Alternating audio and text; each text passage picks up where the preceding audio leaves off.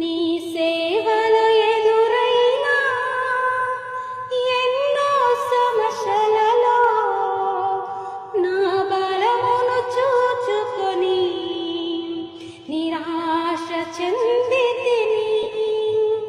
నీ సేవలో ఎదురైనా ఎన్నో సమస్యలలో నా బలమును చూచుకొని నిరాశ చెందితిని.